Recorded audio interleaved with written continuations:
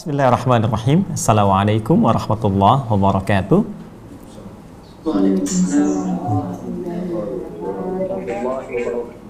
Alhamdulillahi rabbil alamin. Wassalatu wassalamu ala rasulillahil karim nabiyyina Muhammadin wa ala alihi wa sahbihi wa ummatihi ila yaumiddin. Wa ba'du. Faya ahbaballahi wa ahbaba rasulihi sallallahu alaihi wasallam, usi nafsi wa iyyakum bitaqwallahi faqad fazal muttaqun fala tamutunna illa wa antum muslimun. Faqala ta'ala ya ayyuhalladzina amanu taqullaha haqqa tuqatih wa la tamutunna illa wa antum muslimun.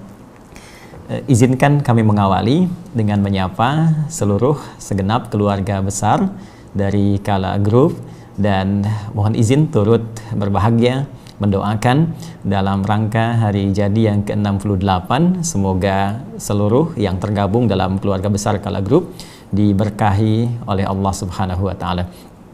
Berkah itu ziyadatul khair, bertambah nilai-nilai kebaikan yang mengiringi kesuksesan yang telah diraih. Jadi kalau hanya sekedar sukses, ya semua manusia berpotensi mendapatkan kesuksesan dalam konteks keduniaan, ya baik itu bisa diraih bahkan oleh orang yang belum beriman.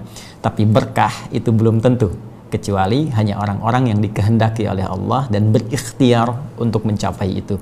Kesuksesan yang mendapatkan iringan keberkahan akan melahirkan nilai-nilai kebaikan yang menyertai seluruh yang terlibat dalam apa yang telah diraih itu. Ada kebaikan secara personal, kebaikan dalam lingkungan, kebaikan yang auranya bisa disebarkan dalam kehidupan. Demikian seperti yang digambarkan dalam Al-Quran dan dicontohkan dalam kehidupan Rasulullah SAW. Sekali lagi, izinkan kami mendoakan semoga di 68 hari jadi Kala Group ini keberkahan senantiasa menyertai keluarga besar sekalian. Selanjutnya mohon izin kami mohon maaf tadi sudah persiapan dari sejak pukul 10 ya waktu Indonesia bagian barat di sini. Saya lihat dalam kegiatan kami sudah terpasang, tapi tadi ada koneksi internet yang terputus, kemudian kita penyesuaian kembali. Baik, kita akan coba memulai dari tema yang teman-teman telah sampaikan untuk kita bisa melihat bagaimana paparan dan pedoman hidup yang disampaikan dalam Al-Quran dan Sunnah Rasulullah SAW terkait bangkit dari situasi atau masa yang sulit. Mari kita awali dengan mukaddimah terlebih dahulu tentang konsep kehidupan di antara yang disampaikan dalam pedoman Al-Quran dan Sunnah Rasulullah SAW. Kita mulai dengan Quran surah ke-51 dahulu, Adz-Dzariyat di ayat ke-49. Ini kaidah dasarnya nanti untuk memasuki kepada konsep mengatasi kesulitan dalam kehidupan. Allah menyampaikan, Bismillahirrahmanirrahim, wa min kulli syai'in khalaqna zawjaini la'allakum tadhakkarun. Dan dalam segala hal, kata Allah, kami ciptakan berpasangan supaya engkau sadar bahwa hanya Allah yang tidak punya pasangan, yang dengan itu engkau bisa meminta solusi dalam setiap alur kehidupanmu. Ayat ini memberikan gambaran kepada kita bahwa seluruh yang tercipta, yang telah dicipta oleh Allah Subhanahu wa taala itu memiliki pasangan yang dengan itu didesain untuk mengantarkan kemaslahatan dalam hidup kita, baik bernyawa ataupun yang tidak bernyawa, hidup atau benda mati. Kita manusia, makhluk bernyawa, laki-laki ada pasangannya perempuan. Quran surah ke-49 ayat 13. Ya ayyuhan nasu, hai seluruh manusia tanpa kecuali, inna khalaqnakum min dzakarin wa untha. Kami ciptakan semua golongan manusia itu berpasangan, ada laki, ada perempuan, dan diatur cara keberpasangannya. Semisal di Quran surah ke-30 Ar-Rum ayat 21. Wa min ayatihi an khalaqalakum min anfusikum azwaja. Demikian binatang. Binatang ada jantan, ada betina. Demikian tumbuhan, ada putik, ada benang sari. Demikian fenomena alam, ada siang, ada malam. Pun demikian dengan sifat. Ya, sifat. Di antara sifat itu ada mudah, ada sulit.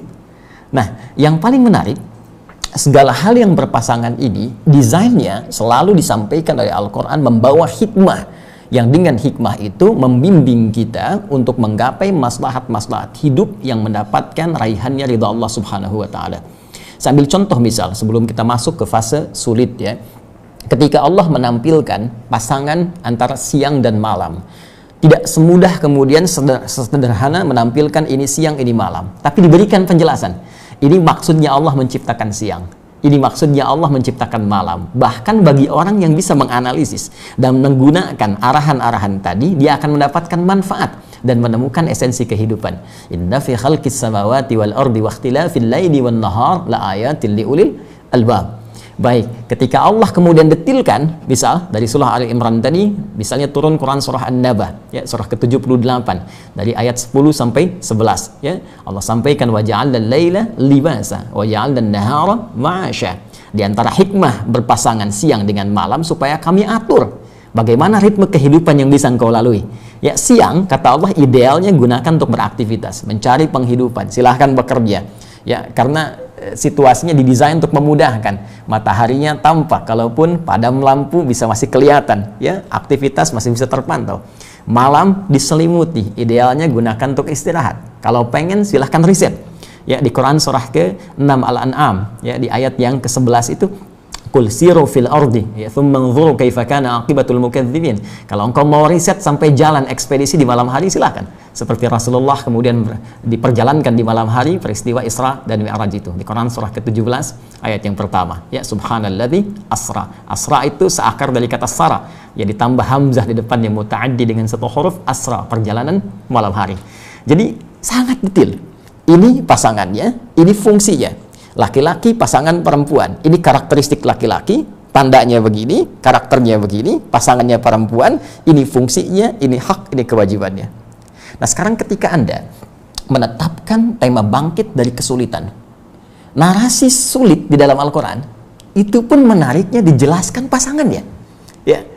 Sulit disebutkan diksinya, katanya, lalu disebutkan pasangannya, dan sangat menarik dijelaskan secara terperinci panduan-panduan bagaimana bebas dari kesulitan dan meraih kemudahan yang diharapkan itu sesuai dengan passion hidup yang kita pilih. Apakah passionnya mencari kedudukan, ataukah bisnis ya dalam konteks kajian kita ini, ataukah keilmuan dan tahapan-tahapan lainnya. Ini yang akan coba kita turunkan menjadi kajian dalam tempo waktu saya dengar 40 menit kurang lebih ya. Mudah-mudahan waktunya masih cukup ya. Baik, sekarang kita coba keluarkan beberapa turunan surahnya. Kita analisis bersama, lalu kemudian kita bawa ke passion yang sesuai dengan teman-teman sekarang dalami atau kerjakan dalam khususnya dunia bisnis, ataupun bisa kita kembangkan kepada aspek yang lainnya. Baik, mari kita mulai narasi tentang sulit ya. Di dalam bahasa Arab itu setidaknya ada dua diksi yang menunjuk pada kata sulit. Ya. Satu, ada kata sa'bun, sad, ain, ba seperti ini. Ya. Yang kedua, ada diksi usrun, ya ain, sin, ra gini. Sa'bun itu kesulitan, tapi kadarnya masih relatif. Ya, boleh jadi bagi satu pihak itu dirasakan sulit, A merasa sulit, sisi lain B menilainya biasa saja, mudah. Ya, berbahasa Arab bagi sementara orang non-Arab barangkali dia akan katakan sulit. Bagi orang Arab itu mudah.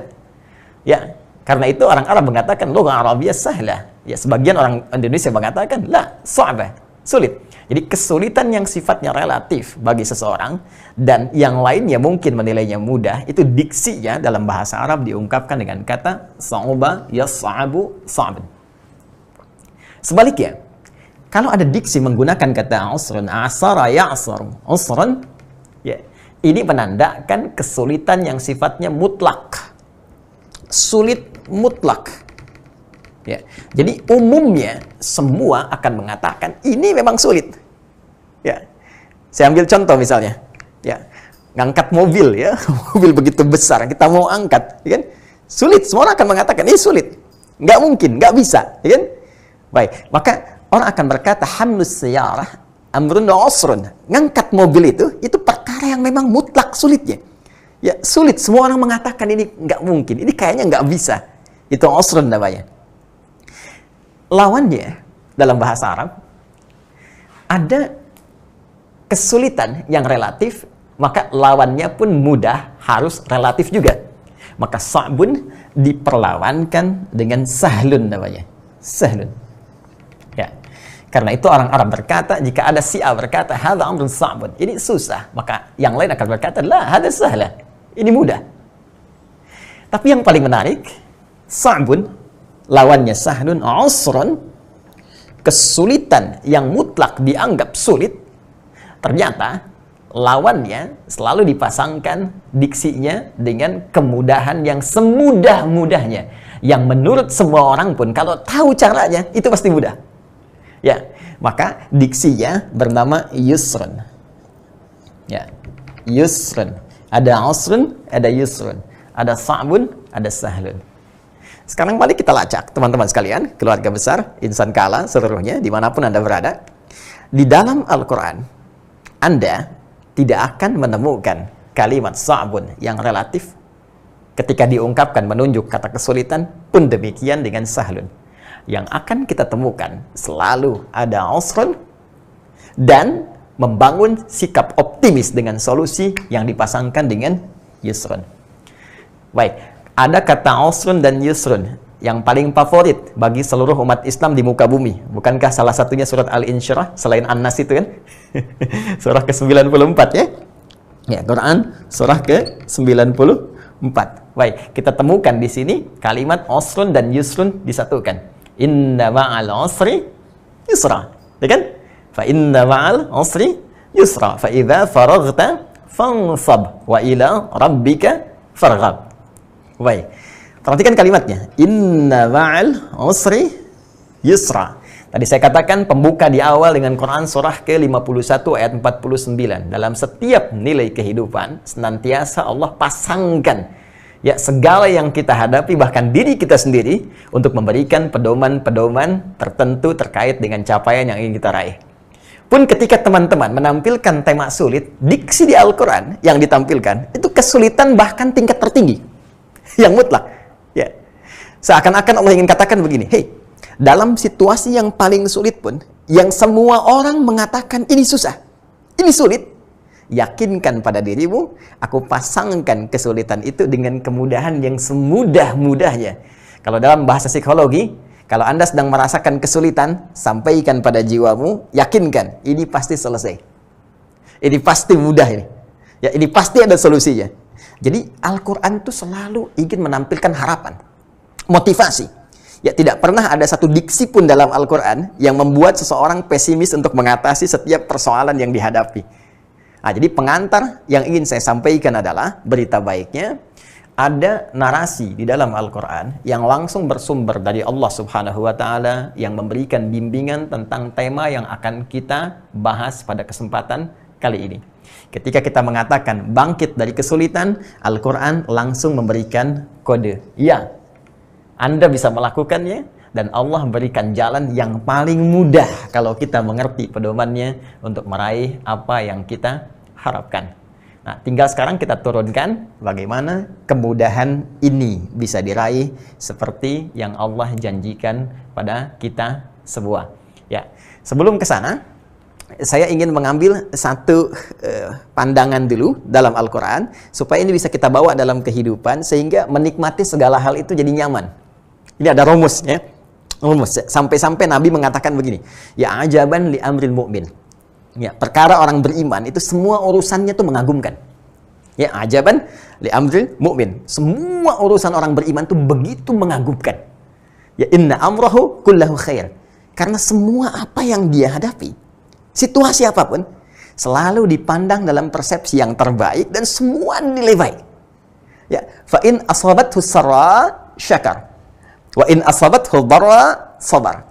Yang paling dahsyat, dalam suasana suka pun dia banyak bersyukur, dalam suasana duka pun dia masih banyak bersabar. Sehingga semua dilihatnya itu sebagai nilai kebaikan.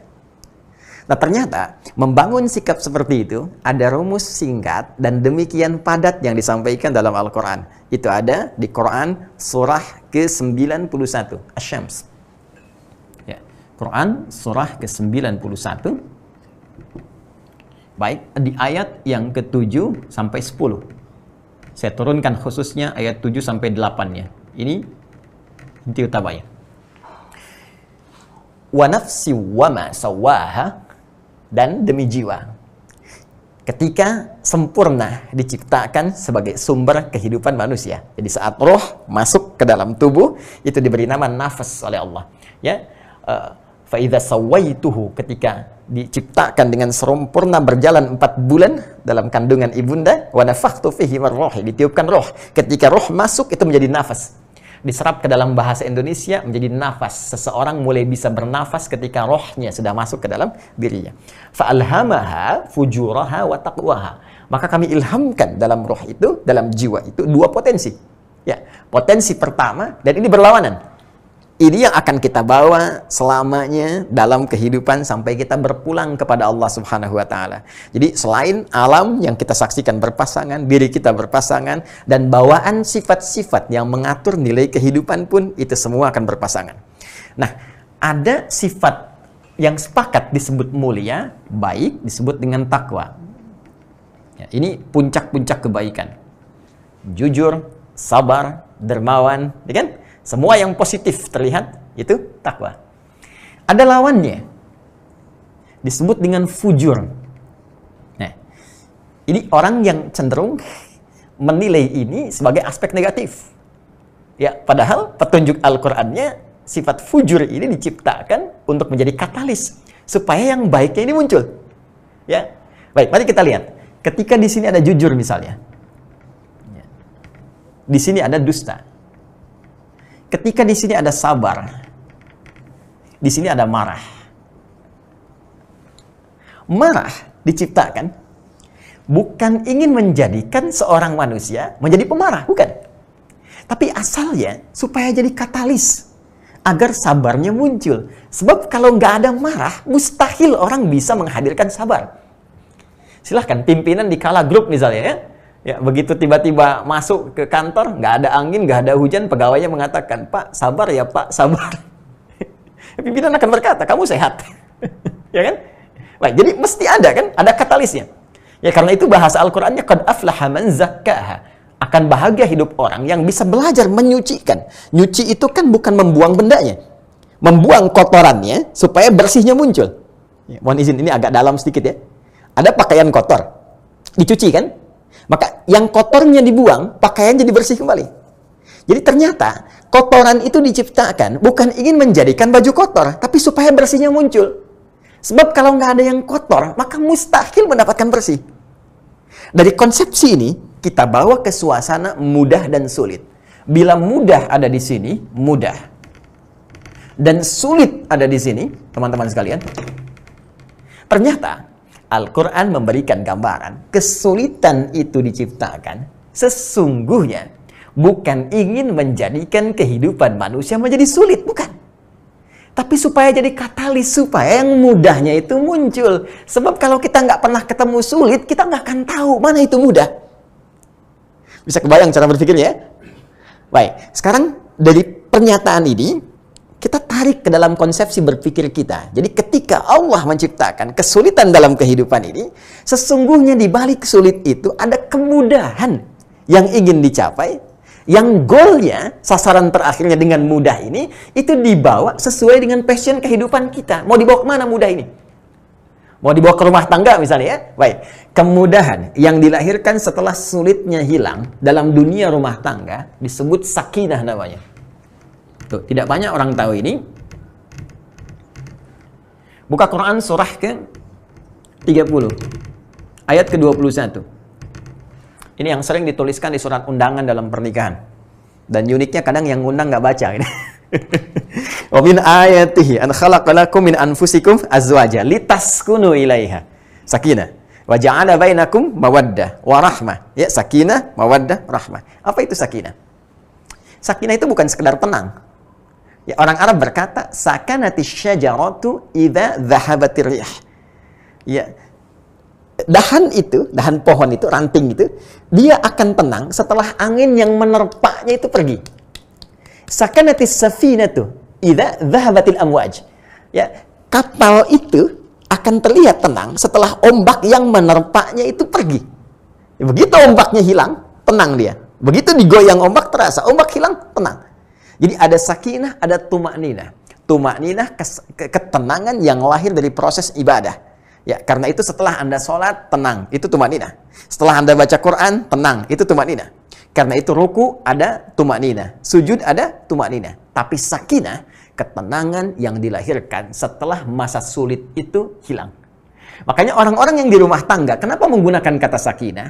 Ya, ini memberi kesan di rumah tangga, mungkin nanti ada perbedaan pendapat, mungkin nanti ada kesulitan yang dihadapi, tapi setelah sulit itu muncul tiba-tiba kenyamanan di hati, jadi lebih akrab, lebih nyaman, ya, dan sebagainya. Itu yang disebut dengan sakinah. Ini kesulitan yang kita atasi bila dijadikan katalis untuk meraih kemudahan, tinggal dibawa arahnya kemana. Nah, sekarang pembahasan kita mau diarahkan kemana? Bangkit dari situasi sulit. Nah, kita temukan caranya, arahnya mau kemana? Apakah ke rumah tangga, ke pendidikan, ya kan? Atau ke kedudukan, atau ke harta benda? Nah, saya kira karena konteksnya kita sedang diskusi dalam konteks pekerjaan, maka kita bisa arahkan ya konsepsi ini, bagaimana kita bawa mengatasi kesulitan ini, mendapatkan kemudahan dalam dunia bisnis atau dunia kerja untuk mendapatkan cara kerja yang mudah, cara kerja yang berkah, dan cara kerja yang diberikan bimbingan oleh Allah untuk meraih apa yang didapatkan. Nah, dari sini mari kita turunkan konsepsi bangkit dari sulit yang langsung diarahkan pada kepentingan manajemen bisnis dalam Al-Quran. Mari kita turunkan. Dan mohon izin, ini materi pun pernah saya sampaikan di beberapa perusahaan di Indonesia dan sangat menarik pula. Ya, ada juga yang non-muslim yang belajar kemudian mengamalkan itu semua dan hasilnya cukup luar biasa. Sekarang mari kita sama-sama fokus. Saya diberikan waktu yang sangat terbatas, mudah-mudahan waktunya cukup. Saya mohon izin, saya terlampau cepat menyampaikan? Mudah-mudahan tidak ya? Alhamdulillah, Ustaz. Tidak ya? Baik, karena waktu saya tadi dikasih 40 menit nih. Ini sudah keambil berapa sih? Iya. Baik ya, jadi saya coba fokuskan lagi. Sekarang inti bahasannya. Bismillah, saya mohon izin hapus sebentar. Baik, teman-teman sekalian. Sekarang kita lihat teorinya. Bagaimana sulit dan mudah menjadi konsepsi dalam Al-Quran yang mengantarkan kita pada kesuksesan. Ya, saya bikin bagan begini dulu. Ini yang kita harapkan, sukses. Ya, orang beriman suksesnya dua, yaitu dunia dan akhirat. Ya, jadi kita diinginkan oleh Allah mendapati sukses di keduanya. Ya, tidak diinginkan orang beriman dunianya nikmat, akhiratnya nestapa. Atau sebaliknya. Ya, akhiratnya bahagia tapi dunianya nestapa. Yang diinginkan oleh Allah dan mengajarkan Allah langsung kepada kita, dunia kita sukses, akhirat pun kita mulia. Ini konsepsinya dibangun di Quran surah ke-2 ayat 201. Bahkan jadi doa kita. Ya Rabbana atina fid dunya hasanah wa fil akhirati hasanah. Baik. Sekarang dalam hal apa ini? Apa yang menjadikan kita nyaman di dunia dan dengan itu dapat diarahkan kepada kepentingan akhirat. Karena yang kita kaji di sini di keluarga Kala Group ya, Insan Kala, maka kita batasi dalam dunia pekerjaan, dunia bisnis. Di sini ada situasi sulit. Kita ingin bangkit. Menjadikan ini sebagai hal yang dipandang mudah, sehingga dengan itu jadi jembatan menuju kesuksesan. Baik, mari kita turunkan ayatnya pelan-pelan. Kita mulai dengan, kita kaitkan ketiganya secara langsung. Kita mulai dengan Quran, surah kedua, ayat 214. Ya, sudah? Quran surah kedua, ayat 214. Quran surah Al-Baqarah, ayat 214, paling kanan sebelah bawah di mushaf standar. Kita akan kaitkan tentang teori sukses, harus melewati berbagai kesulitan dan dipandang sebagai bagian dari kemudahan. Mari kita lihat ayatnya. Am hasibtum an tadkhulul jannata. Apakah kalian duga akan begitu mudah untuk meraih kesuksesan itu? Jannah asal katanya itu bukan surga. Ingat. Ya. Jannah asal katanya bukan surga. Jannah itu satu puncak kesuksesan yang belum tampak, yang ingin diraih, ingin didapatkan. Ya, dia seakar dengan kata al-jin asalnya. Ya, jadi semua kata yang asalnya dari jim dengan nun itu sesuatu yang tersembunyi. Ya, belum tampak karena itu jin disebut dengan jin karena tak nampak dalam pandangan kita. Nah, jadi kalau jin melakukan penampakan, nah itu jin sedang kurang sehat. sedang kena penyakit itu karena jin itu tersembunyi. Ya, manusia tampak. Nah, jadi kalau ada manusia yang senang sembunyi-sembunyi, masuk kantor, ya sembunyi-sembunyi, ke rumah sembunyi-sembunyi, nah itu pasti sedang ada masalah. Ya. Janin. Ya, kenapa disebut janin? Karena tak tampak, ada di dalam perut ibunda. Jannah. Nah, jim, nun, tak, jannah. Kenapa disebut dengan jannah? Karena belum tampak. Belum kelihatan. Ya, puncak tertinggi yang kita raih di akhirat. Kenapa di surga disebut dengan jannah? Karena sekarang belum tampak, belum kelihatan. Nanti setelah kita beramal ke akhirat kita dapati itu semua. Nah, dulu orang-orang Arab saat mereka beraktivitas ingin meraih sesuatu yang belum tampak sebelumnya. Dulu masih sahara, padang pasir. Ya, jadi jarang terlihat yang bagus, ya, pandangannya nyaman dipandang, enak dirasakan. Kalau unta banyak. Yang kayak punya unta itu udah biasa, unta merah, unta hitam sudah banyak. Ya, emas, berlian biasa. Yang tidak banyak orang dapatkan pada saat itu adalah kebun-kebun yang indah.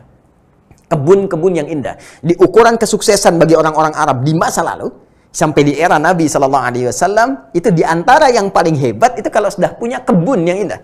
Ada anggurnya, banyak kurmanya, ada sungai-sungai di antaranya. Itu yang dibayangkan oleh mereka. Sehingga dalam diksi Al-Quran pun orang-orang yang merasa sukses, ya bahkan sejak eranya sebelum Nabi Muhammad SAW dikisahkan nanti langsung oleh Allah adalah ketika mereka memiliki kebun-kebun dan itu dinamakan dengan jannah. Ya, silakan Anda cek setiap hari Jumat. Ya, selain di antara saudara-saudari kita baca Yasin, bukankah disunahkan baca Al-Kahf? Ya, Quran surah ke-18. Ya, Quran surah ke-18. Kalau teman-teman jeli, Allah memberikan inspirasi kepada kita di surah Al-Kahf ini dengan 4 kisah utama. 4 kisah utama. Ya, di antara 4 kisah utama itu ada kisah 2 pemilik kebun. Ya? Seorang yang memiliki 2 kebun. Maaf, seorang yang memiliki 2 kebun. Pemilik 2 kebun. Ada kisah pemuda, kisah pemilik 2 kebun, kisah kemudian yang selanjutnya Nabi Musa dengan hamba Allah Khidir, ya. Kemudian setelah itu kisah Dzulkarnain. Di ayat ke-32, Quran surah 18. Ayat 32 sampai 44, Allah meminta kita belajar dari percakapan 2 orang yang seorangnya merasa sukses dengan urusan dunianya.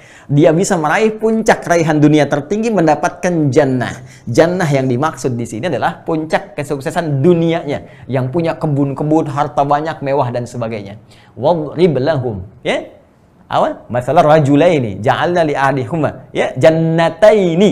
Ya, berikan Muhammad sallallahu alaihi wasallam contoh, berikan kepada mereka kisah tentang percakapan 2 orang lelaki, 2 orang sahabat yang salah satunya merasa sukses karena punya 2 kebun, ya, yang pohon kurmanya penuh, ya, wa hafafna bainahuma binakhlin wa ja'alna bainahuma zar'a, dipenuhi oleh kurma, pohon-pohon kurma, tengah-tengahnya ada sungai-sungai dan itu dipandang sebagai puncak kesuksesan. Ini inni aktsaru minka mala wa azzu nafara, sampai orang itu berkata, nih hartaku paling banyak, aku sukses nih, keturunanku pun sehat-sehat, bagus-bagus. Ya, jadi saya ingin katakan diksi jannah dalam Al-Quran, ya, kadang ditautkan pada konteks keduniaan bagi orang yang merasa mendapatkan puncak kesuksesan dunianya. Ya, pada zaman-zaman dahulu termasuk di kalangan masyarakat Arab, kalau punya kebun-kebun, kalau punya tanaman anggur, kalau punya kemudian pohon kurma yang banyak, itu disebut dengan jannah, puncak kesuksesannya. Ya, kalau sekarang mungkin berbeda. Ya, punya perusahaan banyak, ya, punya mobil banyak, ya kan? Punya rumah mewah, ya, keturunan sehat, bagus semua. Maka konteks jannah itu jangan selalu diartikan dengan kebun, tapi lebih kepada ingin memberikan capaian kesuksesan dunia yang bisa diraih dalam konteks keduniaan. Baik, itu satu. Baik, dalam konteks akhirat itu dipahami dengan surga. Jelas ya? Ya, dalam konteks keduniaan ini bisa dipahami dengan capaian. Kalau dalam dunia bisnis, puncak kesuksesan yang bisa diraih dalam bisnis. Dalam capaian spiritual, puncak kebahagiaan surga yang bisa kita dapati. Karena itu redaksi surga di Al-Quran sering diungkapkan dengan jannah sebagai gambaran kesuksesan yang harus kita raih. Quran surah kedua ayat 25. وَبَشِّرِ الَّذِينَ آمَنُوا وَعَمِلُوا الصَّالِحَاتِ أَنَّ لَهُمْ جَنَّاتٍ تَجْرِي مِنْ تَحْتِهَا الْأَنْهَارُ. Nah, untuk mencapai kesuksesan ini, baik itu dunia, apalagi akhirat, kata Allah. Kembali ke Al-Baqarah ayat 214. Am hasibtum an tadkhulul jannah. Apa kamu duga untuk sukses itu bisa engkau raih dengan mudahnya saja? Dengan segampang itu. Kamu pengen sukses langsung sukses? Tidak, kata Allah. Ya, walamma ya'tikum mathalul ladzina khalau min qablikum. Sebelum engkau diuji dengan ujian-ujian. Nih, yang selalu kita terjemahkan diksinya dengan kesulitan. Quran memilih redaksi yang lain. Ya, Quran menampilkan redaksi tantangan.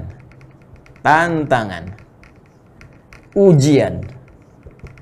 Masya Allah. Secara psikologis ini bagus. Coba. Kalau disebut sulit, kepikiran kita bayangannya kesulitan kan? Ya. Tapi kalau tantangan, ujian, ada motivasi kita untuk mengatasinya. Ya, tapi poinnya adalah untuk meraih kesuksesan itu, ya memang fitrahnya kita harus melewati ini. Masa-masa ujian, tantangan. Ya. Orang-orang dulu, kata Al-Quran, pengen sukses, mereka diuji dulu. Nggak bisa tiba-tiba pengen sukses, langsung sukses begitu saja. Tidak. Ya. Silahkan cek, ahli-ahli akhirat misalnya. Ya. Keluarga-keluarga langit, sahabat-sahabat Nabi, even bahkan Nabi sekalipun. Apakah Rasulullah Sallallahu Alaihi Wasallam dakwahnya sukses hanya menyeru saja, tidak mengalami kesulitan? Tidak. Yang dihadapi oleh beliau Abu Jahal, ya kan? Abu Lahab, bahkan bagian dari keluarganya. Beliau pernah dilempari di Taif, beliau pernah diserang, belum pernah dipersekusi, ya. Beliau pernah bahkan diembargo, beliau pernah diancam, bahkan mengalami puncaknya, yaitu dikepung, ya 100 orang pasukan khusus, ya nyawanya dipertaruhkan di situ. Jadi untuk mencapai puncak dakwah pun selevel Nabi Muhammad SAW yang ahli surga itu harus menghadapi banyak tantangan. Maka bagaimana dengan kita yang bukan Nabi? Kita ingin sukses dan tidak ingin menghadapi tantangan. Siapa kita? Ya. Oke, kita lihat ke sahabat. Bagaimana seorang Abu Bakar sukses? Bagaimana seorang Uthman sukses? Kalau dalam konteks usaha, Abdurrahman bin Auf, apakah langsung sukses begitu saja? Tidak. Beliau harus kehilangan asetnya dulu di Mekah. Kehilangan harta bendanya, dipaksa pergi dari Mekah ke Madinah, saat itu masih Yathrib, dengan hanya baju yang melekat di badannya saja. Dan itu menjadi tantangan terbaik. Sampai kemudian sukses, sampai kemudian bahkan kapaknya terbuat dari emas. Jadi fitrah yang kita hadapi, jika memang kemudian kita ingin meraih kesuksesan, maka pasangan sukses itu, sukses sama dengan ujian. Sukses sama dengan tantangan. Dalam bahasa sebagian orang, sukses sama dengan kesulitan. Sukses sama dengan mengatasi problem. Jadi kalau ada orang pengen sukses, nggak pengen punya masalah, itu artinya dia belum siap mendapati kesuksesan itu. Ya, jadi ciri orang hebat, setiap orang yang ingin sukses, maka dia sudah siap menghadapi tantangan-tantangan yang dimaksudkan. Even itu bahkan dalam kehidupan dunia. Silahkan cek. Ya, kita ambil contoh non-muslim, jangan hanya orang beriman. Baik, mari kita lihat. Thomas Alva Edison, berapa kali percobaan untuk bisa mendapatkan apa yang kita bisa hasilkan saat ini? Ya, bohlam dari lampu dan sebagainya. Berapa kali percobaan yang dilakukan untuk mendapatkan keseimbangan di pesawat itu? Berapa kali percobaan yang dilakukan untuk mendapatkan safety dari kendaraan yang kita kendarai pada saat ini? Jadi semua orang sukses pasti butuh tantangan yang harus dilewati. Ini poinnya. Jadi kalau Anda katakan, sekarang kita mengalami kesulitan, cara berpikirnya kita balik. Balik. Semakin tinggi kesulitan yang kita hadapi, cara berpikirnya kita balik. Semakin dahsyat kesuksesan yang sedang Allah persiapkan untuk kita raih. Hanya persoalannya, kita mau nggak jadi golongan yang bangkit itu. Bukan cuma menatap kesulitan itu dan meratapinya. Bangkit, maju, jadi bagian yang bisa mendapati solusi itu semua. Ya. Bagaimana caranya? Mari kita teruskan dulu. Ya. Masat humul ba'sa. Ini indahnya Al-Quran. Ya. Masathumul ba'sa. Pertama, kata Allah, aku akan berikan tahapan-tahapan ujian ini untuk meraih kesuksesan itu sesuai dengan kadar kesanggupannya. Jadi ada kaidah lain nanti di Quran surah kedua Al-Baqarah di akhir ayat 286. Ya, di akhir ayat Al-Baqarah, akhir surah Al-Baqarah yaitu ayat 286. La yukallifullahu nafsan illa wus'aha. Allah tidak mungkin menguji seorang hamba di luar batas kemampuannya. Nah, jadi kalau diuji pasti kita mampu. Kalau tidak mampu, tidak mungkin diuji. Mau di rumah tangga, mau di pekerjaan, ya, mau di jabatan, birokrasi, diplomasi, semua ujian yang kita dapati itu kita sanggup. Ya, kalau Adi Hidayat tidak sanggup, tidak akan diuji. Kenapa Anda yang diuji bukan saya? Karena Anda yang sanggup, saya nggak sanggup. Ya. Dan keadilan Allah menjadikan ujian itu diberikan pada hambanya yang sanggup saja. Baik, dari kadar ini dibagi 3 bagian. Ya. Jadi saya ingin bangun prinsip, ayo tampilkan optimisme. Jadi kalau di kantor, di pekerjaan, di perusahaan, ya saya sedang punya persoalan, punya proyek, ya, ada ujian-ujiannya. Ternyata Anda yang mengalami, maka yang pertama kali sampaikan berita gembira pada diri Anda. Saya yang diuji berarti saya sanggup. Bukan orang lain yang diuji dengan ini, tapi saya yang diuji berarti saya sanggup. Tinggal kita turunkan peta-petanya. Beginilah keterangan Al-Quran. Masathumul ba'sa. 1, ada ujian yang sifatnya masih ba'sa. Ya. Bentuk jama dari kata ba'sun. Sesuatu yang ringan. Masih ringan. Orang Arab itu kalau Anda mau ke kantor, terus misalnya gerimis, cuma kecil-kecil gemercik gitu ya. Terus orang berkata, nazil matar. Ya, hujannya turun. Dia berkata, labas. La ba'sa. Gak apa-apa ini ringan kok. Ya, orang Indonesia lebih hebat. Disatukan kalimatnya. Labas. Tuh. Ya, ujian yang mudah untuk dilewati. Ya, Anda masuk kala grup kan, diuji dulu kan. Ada ujian, sesuaikan pekerjaannya, kan? Batas kemampuannya apa, psikotesnya bagaimana, kemampuan di sini, kasih bebannya seperti ini. Ya, ingin naik posisinya, lebih tinggi lagi. Ingin pekerjaan lebih naik lagi, divisi makin meningkat lagi, posisi lebih kuat lagi. Maka ujiannya pun naik kembali. Dharra. Ya, jama dari kata dharrun. Dharra. Dari kata dharrun atau dharrun. Ya, sesuatu yang mudah, sudah mulai mengenai fisik. Ya, kalau hujan tadi masih gerimis, sekarang sudah mulai deras tuh. Ya, tadi pekerjaan masih ringan-ringan, sekarang sudah mulai menguras fisik. Ya, lelah, tenaga sudah mulai dikeluarkan, pikiran sudah mulai berpikir dan seterusnya. Ya, itu tandanya Anda sudah mulai mau masuk di level kesuksesan yang tahap kedua. Naik lagi. Jadi perhatikan cara berpikirnya ya. Perhatikan cara berpikirnya. Orang yang diuji oleh Allah dengan ujian ringan, dia akan disesuaikan dengan kadar kesuksesannya. Masih ringan. Ya, orang yang cuma omset 1 juta, 2 juta, nggak mungkin kadar kesuksesannya, ya, kadar ujiannya diuji dengan yang 2 miliar, 3 miliar. Pasti akan sesuai. Ya, tantangannya di 1 juta, 2 juta. Tapi kalau Anda sudah merasakan ujiannya naik di atas level itu, berarti Allah ingin berkenan menaikkan omset Anda. Menaikkan kadar kesuksesan Anda. Ya, menaikkan kadar capaian Anda. Apalagi kalau sudah sampai pada yang ketiga. Ya, wazulzilu. Zulzilu. Dari kata zilzal. Ya, zilzal itu asalnya gempa. Ya, idza zulzilatil ardu zilzalah. Apabila bumi telah diguncang sekuat-kuatnya, gempa. Ya, maksudnya apa? Ujian yang sudah mulai menggoyang keadaan hati kita. Sudah mulai berpikir nih, bukan cuma fisik saja. Ya, sampai berkata, kapan ini akan berakhir ya Allah? Ya, hatta yaqula rasul walladzina amanu ma'ahu mata nasrullah. Kapan pertolongan Allah ini? Ya Allah, pandemi kapan berakhir ya Allah? Ya Allah, ini omset mulai turun, ini mulai begini, mulai begitu. Hei teman-teman, ada konsep dalam Al-Quran. Ketika Anda diuji dengan tingkat ujian yang sudah tinggi sifatnya sampai ke efek zilzal, sesungguhnya kalau kita pahami dengan cara yang benar, Allah ingin mengantarkan kesuksesan kepada kita, langsung mengangkat kepada level yang lebih tinggi. Ya, minimal di perusahaan itu bisa mengecek siapa orang-orang tangguh, karyawan-karyawan tangguh. Ya, kalau dalam konteks di Kala Group nih bisa kelihatan ketika diuji, bisa kelihatan. Ya, Mana yang numpang beraktivitas saja, mana orang yang benar-benar pengen bekerja. Bisa kelihatan, Anda bisa lihat. Ya, karena itu di beberapa perusahaan profesional, kadang-kadang bikin kasus sendiri.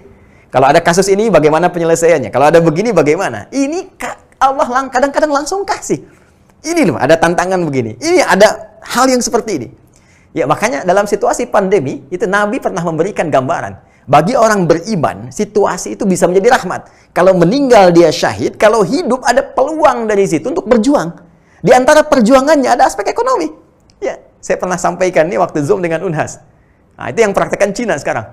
Ya, begitu Cina atasi itu semua, ya dia bentuk tim juga, ada tim khusus ya dalam kategori bisnis. Di sambil berjalan itu punya sudah list ratusan bahkan ribuan ini loh potensi yang bisa dilahirkan dari aspek ekonominya. Dari APD yang dikirim balik ke negara-negara bantuan. Nih, ya, ada face shield, ada macam-macam dan sebagainya. Ada kitsnya sekarang. Ada banyak hal. Ya, jadi kalau kita bawa ke suasana ini, apa yang kita lihat semuanya pasti baik. Even itu situasi sulit yang sedang kita alami. Jadi cara berpikirnya saat diuji dengan kesulitan apapun, langsung arahkan ke sini. Kalau ujiannya ringan, Allah ingin berikan hadiah kepada saya. Ujiannya makin naik, menengah, Allah ingin angkat derajat saya. Kalau ujiannya makin tinggi yang membuat kita kadang-kadang bergoyang, kapan ujian ini tiba? Yakinkan pada diri kita pada saat itu, hey, Allah ingin langsung memberikan lompatan pada karir saya untuk mendapatkan posisi yang terbaik. Ini dia. Tinggal pertanyaannya, bagaimana caranya? Kita belum selesai. Bagaimana caranya? Jadi Quran masih ngasih motivasi dulu. Ya, cara bangkit itu, hadirkan cara pandang kita. Oh ini, lihat. Ini kesulitan yang sedang saya alami, bukan kesulitan. Tapi sesungguhnya bagian dari hal yang akan mengantarkan saya pada kesuksesan yang saya dambakan. Persoalannya, bagaimana merubah persepsi kita dan mengolah kesulitan tadi menjadi kemudahan untuk mengantarkan pada bagian kesuksesan. Sebelum sampai ke sana, saya sudah dapat memo, sudah 40 menit saya uraikan. Jadi saya bangun kesepakatan dulu, apakah mau saya teruskan kepada bagian terakhir, atau kita kembali kepada konsep yang tadi moderator sampaikan untuk tanya jawab. Mohon izin mendapatkan konfirmasi dulu. Masya Allah, Alhamdulillah Ustaz. Mungkin bisa dilanjut Ustaz. Lanjut ya. Berapa menit Ya, durasinya saya dapat? Sampai besok. 15 menit. 15 menit Ustaz. 15 menit. Karena waktu asar di sini mungkin di waktu Indonesia Barat jam 2, insya Allah. Oke, baik. Waktu asar. Saya coba sesuaikannya, mudah-mudahan tidak terlampau cepat. Bismillah. Saya hapus dulu sejenak. Teman-teman kembali ke Quran, surah kedua Al-Baqarah, di ayat ke-214. Saya tuliskan di sebelah sini ya. Quran, surah kedua, ayat 214. Di sini gambaran tentang kadar atau tingkat kesulitan atau kadar ujian, tantangan yang harus dihadapi. Dan cara pandangnya, baik itu ringan, sedang, ataupun berat. Kesimpulan yang kita ambil, jangan sekali-kali menjadikan setiap ujian yang kita lalui, baik ringan, sedang, ataupun berat, kita pandang sebagai persoalan yang membebani hidup kita ataupun pekerjaan kita. Tapi pandang itu, menurut persepsi Al-Quran, sebagai katalis yang bisa mengantarkan kita pada kesuksesan yang ingin kita raih. Sekarang, bagaimana caranya? Al-Quran tidak berhenti memaparkan tingkat kesulitannya saja, tapi menurunkan kemudian satu rangkaian yang sangat indah untuk bisa mewujudkan ini semua, didapati di Quran surah ketiga. Ya. Mohon izin, ini bukan teori utak-atik ya. Saya nggak pernah main TikTok, ya. Begitu diutak-atik, diketok. Tidak. saya kembali argumentasinya, lihat dalilnya apa, hadisnya apa, kemudian paparan ulamanya seperti apa. Sekarang lihat baik-baik, ini bukan utak-atik ya. Ini ketika bicara tantangan, surah 2, ayatnya 214. Ini keindahannya. Ketika bicara solusi, ini surahnya 3. Dan di surah 2 ini, posisinya di mushaf standar, itu di kanan paling bawah. Jadi kalau di mushaf begini, ini mushaf, ya, sisi kanan, sisi kiri. Ini yang tantangan, ini, di kanan bawah. Begitu mau dikasih solusi, pindah ke surah 3, posisinya di kiri atas, sini. Tuh. Ayatnya berapa? 142. Ayatnya berapa? 142. Ini 214, ini 142. Jadi duanya dipindah ke belakang dulu. Baik, sekarang mari kita lihat ya. Tadi di sini pembuka ayatnya am hasibtum an tadkhulul jannah. Saya tuliskan am hasibtum an tadkhulul jannah. Ini poinnya. Sekarang silahkan Anda cek di Quran surah ketiga ayat 142. Silahkan lihat awal ayatnya. Demi Allah saya katakan sama persis. Ya, hanya yang di sini ingin memaparkan kadar kesulitan. Ini dalam ilmu tafsir disebut taksisan lima'nan jadid. Ini menyampaikan tentang solusi yang bisa diraih. Yang di sini am hasibtum an tadkhulul jannata walamma ya'tikum mathalul ladzina khalau min qablikum. Tantangan di sini am hasibtum an tadkhulul jannata walamma ya'lamillahu alladhina jahadu minkum wa ya'lamas sabirin. Apakah kalian duga kesuksesan yang ingin diraih itu begitu mudah untuk didapatkan dengan membalikkan telapak tangan? Tidak. Sebelum nampak pada diri kalian, kata Allah, jahadu, kesungguhan, keseriusan dalam meraih kesuksesan itu. Izin kepada semua, mohon maaf tidak bermaksud untuk mengajari, hanya menegaskan makna Al-Quran. Kalau ingin sukses, Anda mesti serius. Anda ingin jadi karyawan yang sukses, ya, bisnismen yang sukses, Anda mesti serius, cintai pekerjaan Anda. Ya, Anda ingin menjadi ustadz yang sukses, ilmuwan yang sukses, cintai ilmu Anda, pelajari dengan baik. Ya, setiap apa yang kita kerjakan dengan serius, maka keseriusan itu adalah pengantar menuju kesuksesan yang kita harapkan. Bahkan kalimatnya tegas di Al-Insyirah itu. Fa idza faraghta fansab. Kalau engkau telah menuntaskan tugasmu itu, maka bersiap dengan serius mengerjakan yang lain. Urutkan dengan rapi. Wa ila rabbika faraghab. Setelah serius kau kerjakan, maka berserah diri kepada Allah meminta hasil yang terbaik. Nah, kalimat keseriusannya, kesungguhannya diungkapkan dengan kalimat jahadu. Ya. Jahada, yujahidu, jahadu, infinitif, akar utamanya. Awas, saya katakan akar utamanya dalam ilmu lughah, ya, bukan ilmu sharaf ya. Kalau ilmu sharaf nanti tasrifnya jahada, yujahidu. Tapi akar utamanya, ya, itu dari kata al-juhdu.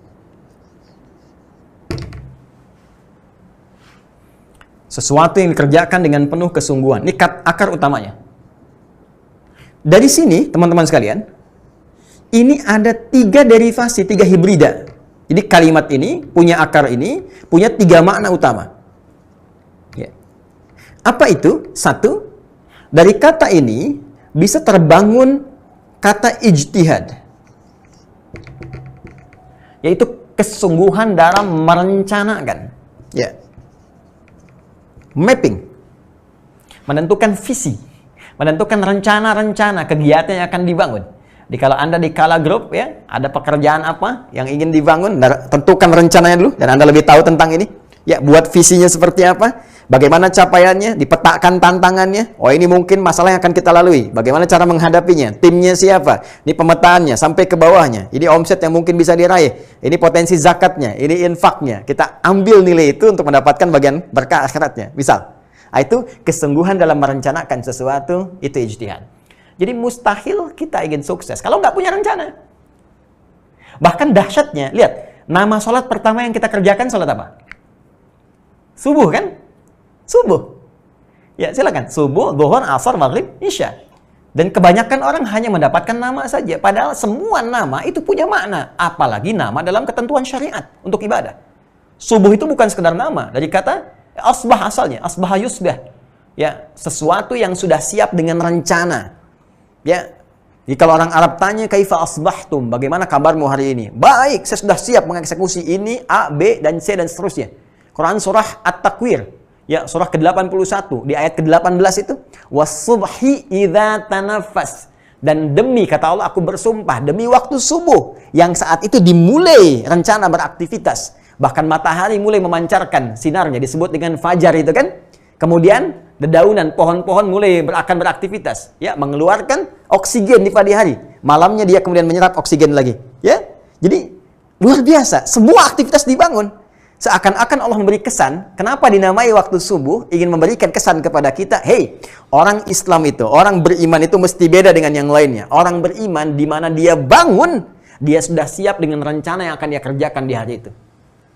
Makanya Nabi kalau malam itu introspeksi diri. Lihat aktivitas apa yang dikerjakan di hari ini. Kalau ada yang kurang-kurang, istighfar, dicek lagi, besok mau ngerjakan apa. Demikian kita teman-teman. Fa idza faraghta fansab. Saya tanya pada Anda sekarang, mohon izin ya. Anda nanti jam 3 mau kemana? Jam 4 ngerjakan apa? Jam 5 ada di mana? Urusan akhirat, berapa banyak ayat Quran yang mau dibaca pada hari ini? Berapa banyak infak yang mau dikeluarkan? Nanti malam tahajud mau jam berapa? Bisa jawab.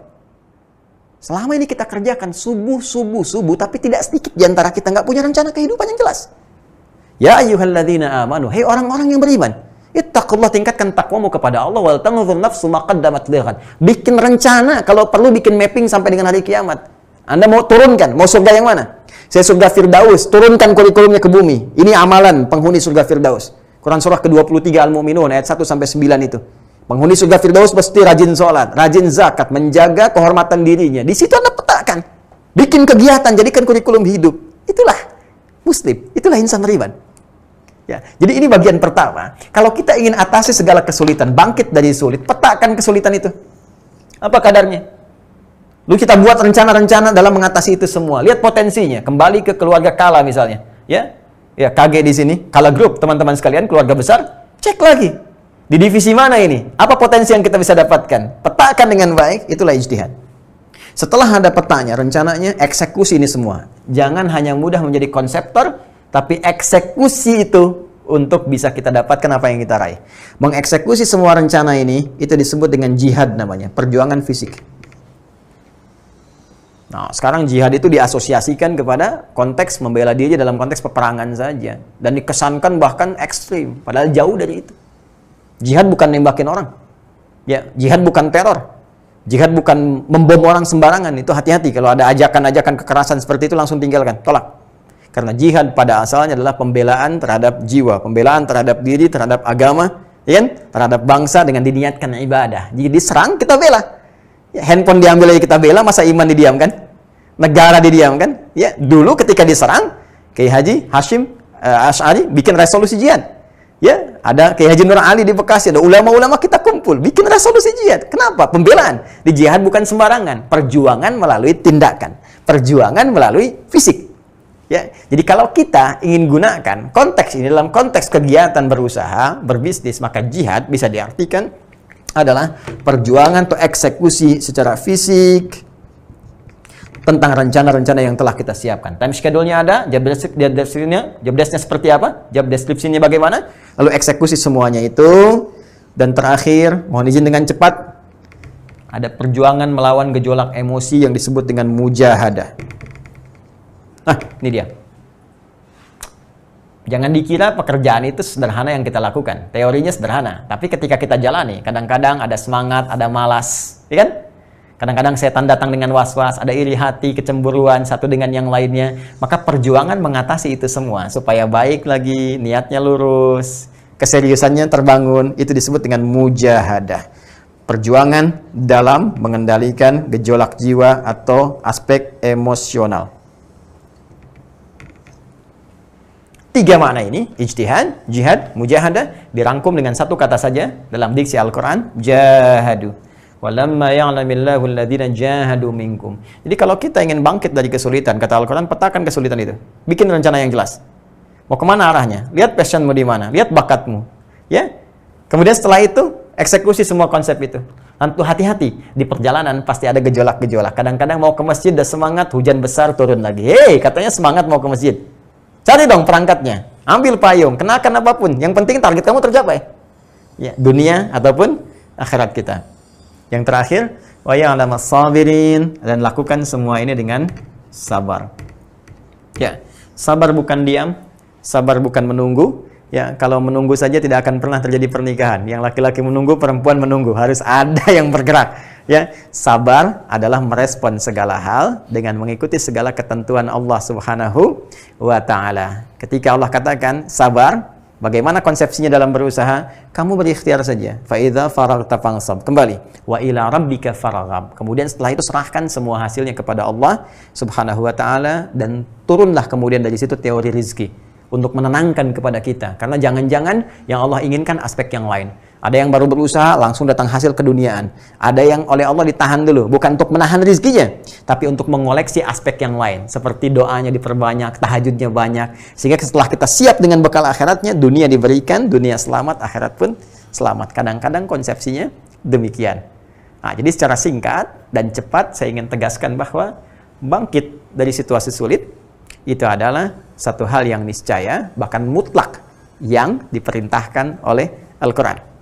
Tidak pernah Allah menciptakan kesulitan untuk membuat kehidupan kita sulit, susah, larut dalam kegelisahan. Tapi Allah jadikan kesulitan itu sebagai katalis untuk bisa menghadirkan segala kemudahan dan kesuksesan yang kita harapkan. Caranya, persepsikan semua kesulitan itu sebagai tantangan. Petakan, baik dari yang ringan, menengah, ataupun berat. Setelah itu, bikin visi, ya, bikin rencana untuk mengatasi itu semua.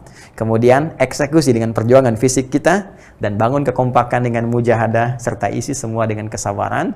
Bila itu telah terjadi, maka akan ada satu kelapangan dalam jiwa yang dengan itu bisa mengangkat derajat kita di hadapan Allah. Kelapangan yang menjadikan kita merasa nyaman dan terangkat derajat dalam bahasa Arab disebut dengan syarah. Kalau sudah meresap pada jiwa kita disebut dengan insyirah, maka muncullah surah Al-Insyirah. Alam nashrah laka sadrak. Bukankah aku sudah pernah lapangkan keadaan jiwamu sehingga menghadapi apapun sekarang kamu mudah. Nabi Muhammad SAW dilapangkan oleh Allah jiwanya sehingga dilempar dengan batu ringan, dilempar dengan kata-kata ringan, dilempar dengan apapun tawakal.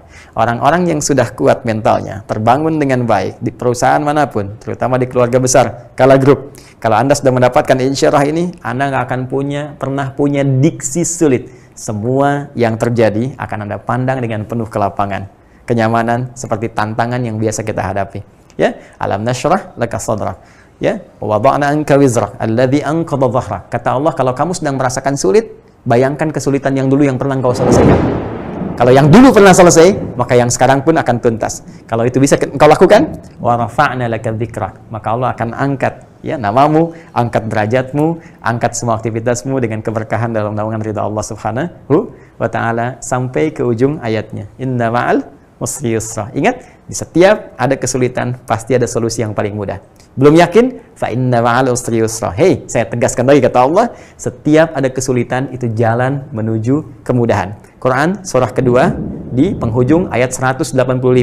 Yuridullahu bikumul yusra wala yuridu bikumul usra. Allah menginginkan engkau mendapatkan kemudahan, bukan kesulitan. Jadi kalau masih ada yang sulit setelah paparan ta'lim ini, merasa sulit, itu bukan Allah yang menjadikan sulit. Andanya yang tidak ingin pernah meraih kemudahan. Fa idza faragta fansab. Setelah selesai urusan yang engkau lakukan, siapkan pekerjaan berikutnya. Wa ila rabbika farghab. Dan tawakallah kepada Allah untuk mendapatkan hasil yang sempurna dengan niat ibadah kepada Allah Subhanahu wa taala. Itu saya kira yang bisa saya sampaikan dalam tempo waktu yang Anda berikan. Semoga ada manfaat yang didapatkan, dan selanjutnya jika masih ada waktu tersisa, kita bisa diskusikan atas apa yang teman-teman ingin sampaikan. Subhanakallahumma bihamdika asyhadu an la ilaha illa anta astaghfiruka wa atubu ilaik. Assalamualaikum warahmatullahi wabarakatuh. Waalaikumsalam warahmatullahi wabarakatuh. Masya Allah, alhamdulillah. Itulah tadi kajian virtual yang dibawakan oleh Ustadz Adi Hidayat LCMA. Semoga dapat diamalkan dalam kehidupan sehari-hari. Hadirin insan Kala dan para pemirsa channel YouTube Kala Group yang insya Allah dirahmati oleh Allah Subhanahu wa taala. Baik, sesi selanjutnya yaitu sesi tanya jawab. Baik Ustadz, ada beberapa pertanyaan yang masuk. Silakan. Pertanyaan pertama, bagaimana cara bisa tetap bersabar dan bisa bangkit melewati cobaan, baik cobaannya berupa pandemik seperti ini atau cobaan lainnya, Ustaz? Terima kasih. Mungkin bisa dijawab langsung, Ustaz, insyaallah. Baik. Bagaimana caranya bisa bersabar? Ya bersabar. Kemudian yang kedua, dalam situasi apa? Petakan dulu situasinya. Apa yang Anda maksudkan? Karena Islam itu satu-satunya, ya saya bisa katakan satu-satunya din, agama di muka bumi yang menampilkan pedoman bagi seluruh kehidupan kita. Silahkan demi Allah saya katakan, Anda bandingkan dengan keyakinan manapun. Tidak ada yang memiliki pedoman selengkap Islam. Islam mengatur perkara kehidupan kita, bahkan dari bangun tidur sampai tidur lagi. Dari perkara yang sederhana sampai yang kompleks, semua ada pedomannya. Silahkan cek, bangun tidur kita punya pedomannya, bahkan ada doanya. Doa itu pedomannya, ya bukan sekedar dibaca secara formal. Mau makan ada doanya, ke toilet ada aturannya, ke masjid ada aturannya. Jadi yang ringan pun ada, apalagi yang kompleks. Sekarang yang mau Anda tanyakan spesifiknya apa? Misal, saya mau katakan kesulitan di bidang pandemi sekarang ini. Anda petakan dulu. Apa yang sedang Anda kerjakan sekarang? Ya, ambil hadis-hadis Nabi SAW. Ada kitab bagus judulnya, namanya Al-Fathur Rabbani, ya, fi Tartib Musnad Imam Ahmad bin Hanbal Asy-Syaibani. Di halaman 202 ada pedoman judulnya tentang Kitabul Waba wa Ta'un. Ya, kitab pedoman menghadapi wabah dan ta'un. Itu ditampilkan secara detil bagaimana petunjuk-petunjuk Nabi ketika kita menghadapi satu wabah. Baik sifatnya wabah itu epidemi, lokal tapi menyebar, atau pandemi, menyebar secara lebih luas lagi. Di antara kalimat Nabi yang indah, itu yang paling luar biasa, adalah Allah Subhanahu wa Ta'ala menjadikan dalam situasi tertentu, ya, wabah itu bisa menjadi rahmat bagi hamba-hamba yang beriman. Ya, hamba-hamba yang beriman jadi rahmat. Nah, rahmat itu cabangnya bisa dua. Satu, bisa jadi ampunan dari dosa yang sangat berlipat. Itu konsepnya ada di Quran surah 39, ya, di ayat ke-53. Qul ya ibadiyalladzina asrafu ala anfusihim la taqnatu min rahmatillah. Katakan Muhammad SAW pada hamba-hambaku yang sudah banyak bergelimang dosanya. Ya, israf itu yang sudah nggak terhitung lah. Selalu ada peluang untuk mendapatkan rahmat Allah sehingga diampuni dosamu. Jangan putus asa. Tobat kau diampuni. Nah, puncak tertinggi pemberian Allah untuk mengentaskan dosa seseorang itu dengan menurunkan rahmatnya. Ya, dan di pandemi, situasi wabah yang sangat menyebar itu, rahmat Allah begitu besar. Sampai saking besarnya, orang-orang yang berjuang di lingkungan pandemi itu, kalau dia terkena dalam konteks ini COVID misalnya, dia terkena ke situ, kata Nabi, dia bersabar, ya, wa muhtasiban annama asabahu, dan dia bersabar dan menghitung bahwa apa yang telah menimpanya, maka tabalahu illa min indillah, tidak ditetapkan kecuali Allah berkehendak kepadanya, maka diberikanlah padanya pahala semisal syahid. Anda bayangkan, jadi kalau dia wafat, syahid dia. Itu apresiasi dari Nabi. Ya, jadi ketika Anda menghadapi situasi seperti ini, kenapa disebut syahid? Karena seperti orang berjuang. Kata Nabi, kalau kena kamu wabah, jangan keluar dari tempatmu, jangan orang masuk ke tempatmu. Anda menjaga diri Anda supaya nggak keluar, melindungi orang. Karena itu ketika Anda wafat, Anda syahid, rahmat. Satu sisi. Sisi kedua, ya, rahmat itu bisa diartikan dengan pemberian Allah dalam konteks keduniaan. Allah memberikan rahmat bagi hambanya dalam konteks keduniaan, sifatnya disebut dengan Rahman. Allah ya Rahman, Allah ya Rahman. Ya, dengan rahmat Allah rizki diberikan. Dengan rahmat Allah keturunan didapatkan. Dengan rahmat Allah ketenangan diraih. Nah, sekarang kalau konteks ini Anda akan bawa ke dunia pekerjaan, ke bisniskah misalnya, ya, kena pandemi, tiba-tiba perusahaan Anda melakukan penyesuaian, pengetatan, Anda terkena di situ. Bahasa orangnya PHK misalnya, jangan berhenti di situ, karena rizki Allah itu bukan didapatkan dari satu jalan saja. Allah berikan peluang begitu banyak jalan rizki. Kenapa Anda larut dalam kekecewaan pada satu jalan saja? Ada banyak yang lainnya yang ketika Anda bergerak rizki turun. Makanya pelajari kaidah rizki. Quran surah ke-51 misalnya, ya, ayat ke-22. Wa fis samaa'i rizqukum wa ma tu'adun. Di langit telah ditetapkan rizkimu pasti akan diberikan, nggak akan dikurangi sedikit pun. Sesuai jumlahnya sampai engkau wafat, dan Allah janjikan akan diberikan kalau engkau mau berusaha. Maka cara usahanya, Quran surah kedua ayat 168. Ya ayyuhan nasu kulu mimma fil ardi halalan thayyibah. Hai semua manusia, kamu usaha supaya kamu setidaknya bisa makan, bisa dapat rezeki, bisa dapat kenyamanan, ya. Di rumah, beli kendaraan, beli macam-macam. Kamu beraktivitas. Di mana ya Allah? Mimma fil ardi, di setiap tempat yang bisa kamu jangkau.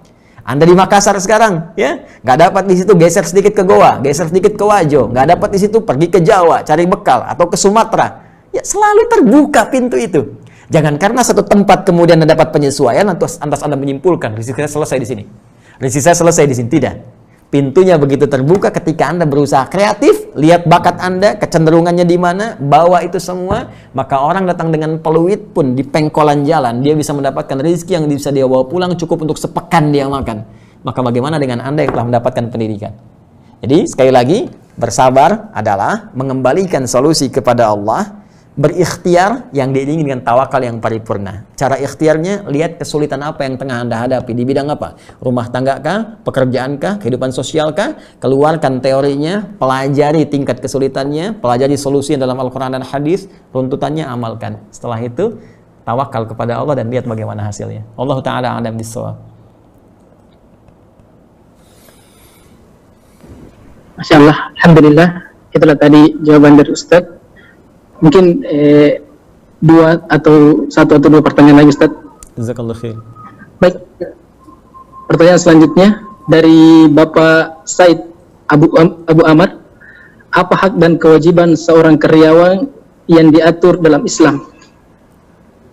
Baik, sederhana saja. Ya, hak dan kewajiban mengikat dalam satu pekerjaan adalah pertama, kewajiban menuntaskan segala pekerjaan yang dibebankan kepadanya sesuai dengan kontrak yang telah disepakati, yang dalam prinsip syariat tidak melanggar ketentuan-ketentuan yang telah Allah tetapkan kepadanya. Jadi pasti di perusahaan itu ada aturan-aturan, ada beban pekerjaan yang di kewajiban Anda, maka itu Anda kerjakan dengan baik sepanjang di situ tidak ada hal-hal yang bertentangan dengan hukum-hukum Allah dan Rasul-Nya. Allah melarang penipuan, Allah melarang korupsi, Allah melarang pencurian, maka jangan lakukan. Kalau di perusahaan ada instruksi untuk menyogok misalnya pada hal tertentu untuk proyek tertentu, jangan lakukan. Anda bisa cari yang lain. Ingat ya, ingat baik-baik apa yang saya katakan.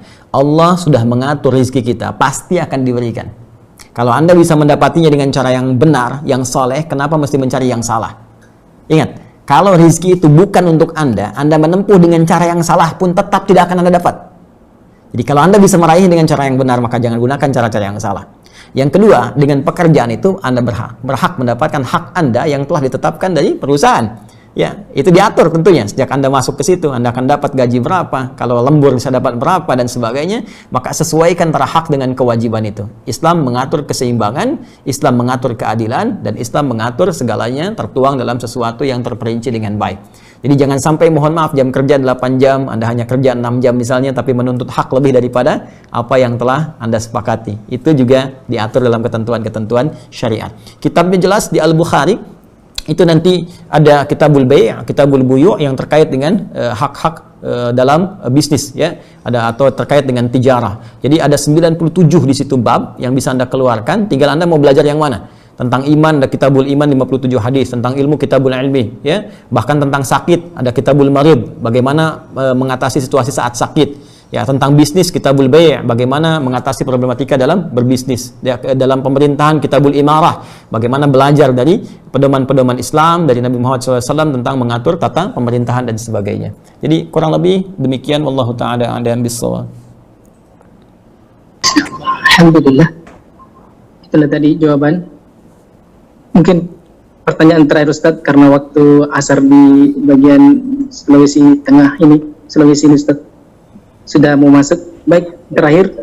Assalamualaikum warahmatullahi wabarakatuh. Izin bertanya Ustaz, saya pernah membaca kalimat seperti ini. Belilah kesulitanmu dengan sedekah. Pertanyaannya, apakah hanya dengan sedekah saja segala kesulitan kita akan sedikit berkurang? Syukran. Baik, afwan. Semoga Allah rahmati dan menghilangkan segala kesulitan yang kita alami. Tidak. Ya, konsep dasarnya ada di Quran surah kelima Al-Maidah di ayat ke-35. Ya, Quran surah kelima Al-Maidah di ayat ke-35 di paling kanan sebelah bawah di mushaf standar. Allah berfirman, perhatikan kalimatnya, ya ayyuhalladzina amanu taqullaha wabtaghu ilaihil wasilah. Hai orang-orang yang menyatakan diri beriman kepada Allah, tingkatkan takwamu kepada Allah. Dengan meningkatkan takwa itu, jadikan wasilah untuk mengentaskan persoalan hidupmu dan meraih apa yang kamu harapkan. Jadi wasilah atau media untuk mengentaskan persoalan kehidupan itu caranya meningkatkan takwa. Karena itu penegasannya disebutkan di Quran surah ke-65, teman-teman sekalian, di akhir ayat yang kedua, di awal ayat yang ketiga. Wa may yattaqillaha yaj'al lahu makhraja. Siapa yang mampu meningkatkan takwanya kepada Allah, maka Allah akan berkenan memberikan jalan keluar, solusi, mengentaskan kesulitannya. Wa yarzuqhu min haitsu la yahtasib, bahkan memberikan rezeki dari sisi yang tidak dia duga. Bahkan seterusnya, yaj'al lahu min amri yusra, menjadikan hidupnya menjadi lebih mudah, nyaman, hilang sulitnya. Yusra lawannya usra. Ketika yusra muncul, usranya hilang, ya kan? Nah, jadi cara kita mengentaskan kesulitan itu dengan meningkatkan takwa. Takwa, cara meningkatkannya banyak amalannya. Ya, kita ambil misalnya kaidah takwa. Takwa itu setidaknya ada 115 kali paparan dalam Al-Qur'an. Di antara yang pertama, memaparkan sifat orang takwa di Al-Baqarah di ayat kedua sampai 5. Dzalikal kitabu la raiba fihi hudal lil muttaqin. Semua isi Al-Qur'an jangan pernah diragukan, menjadi petunjuk bagi orang takwa. Siapa orang takwa? Apa amalannya? Ayat 3. Alladzina yu'minuna bil ghaib, yaitu orang yang sering mengupdate imannya, diupgrade, dia tingkatkan terus. Bagaimana caranya? Wa yuqimunas shalah. Dia tingkatkan sholatnya. Jadi ternyata sholat bagian dari amalan takwa. Takwa bisa mengentaskan persoalan. Jadi sholat itu wasilah terbaik tanpa biaya yang bisa menghilangkan kesulitan kita. Karena itu panggilan pertama sholat, panggilan mengentaskan kesulitan. Buka Quran surah kedua ayat ke-45. Ya, wasta'inu bis-sabri was-shalah. Kalau engkau punya persoalan, maka terima dulu dengan sabar masalah itu, karena yang lain pun punya masalah. Kamu akan sukses. Setelah itu was-shalah, minta solusinya lewat sholat. Karena itu dalam semua bacaan sholat isinya doa semua. Bahkan boleh kita meminta dalam sujud. Ya, walau dalam sholat fardu saya memilih tidak dilafadzkan, dalam hati kita minta. Ya, iman kita dipertaruhkan. Al-Baqarah ayat 153, ya, ayat 153. Ya ayyuhalladzina amanu ista'inu bis-sabri was-shalah. Hei, kalau kamu nggak yakin iman kamu di mana, kata Allah. Hei orang beriman, terima persoalan dengan sabar, minta solusi lewat salat.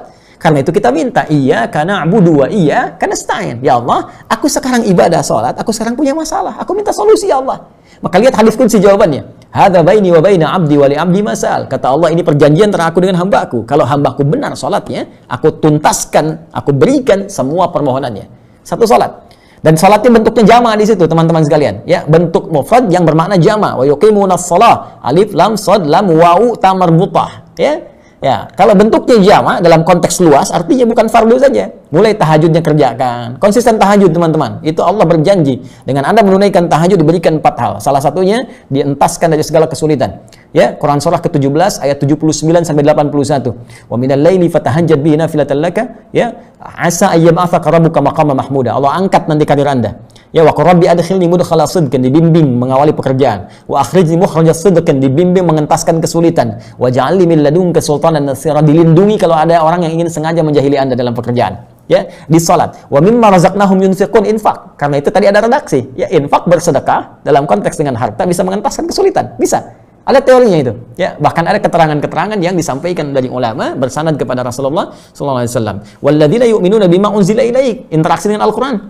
Al-Quran membuka semua hal kesulitan. Kalau Anda sedang gelisah, punya masalah, alih-alih bikin status ya di media sosial, ambil wudhu, buka mushaf, baca. Itu saat baca minimal Allah tanamkan ketenangan dalam jiwa. Sehingga dengan tenang itu kesulitan mudah untuk dientaskan. Ya, itu diantara beberapa hal yang bisa kita lakukan secara singkat dan padat karena keterbatasan waktu. Jadi bisa dengan sholat, ya, bisa dengan infak, sedekah kalau ada harta, bisa juga dengan Al-Quran, menghafal Al-Quran, memahami, membaca, diikhtiarkan untuk mendapatkan solusi dari Allah Subhanahu wa Ta'ala. Demikian segala dalil yang tertuang dalam Al-Quran dari hal pokok yang Anda tanyakan. Semoga dengan itu Allah memudahkan kita untuk mengamalkannya. Itu intinya. Wallahu ta'ala a'lam bishawab. Amin Allahumma amin. Alhamdulillah. Masya Allah, pertanyaan-pertanyaan sudah dijawab oleh Ustadz, dan semoga penanya dan pendengar dapat mengamalkan dalam kehidupan sehari-hari. Dengan berakhirnya sesi terakhir, maka berakhir pula kajian kita kali ini. Terima kasih atas atensinya, dan kami ucapkan kepada hadirin Insan Kala dan para pemirsa channel YouTube Kala Group, syukran jazakumullahu khairan. Kami tutup dengan doa kafaratul majelis. Subhanakallahumma wa bihamdik, asyhadu an la ilaha illa anta, astaghfiruka wa atubu ilaik. Assalamualaikum warahmatullahi wabarakatuh. Assalamualaikum warahmatullahi wabarakatuh. Jazakumullah khair.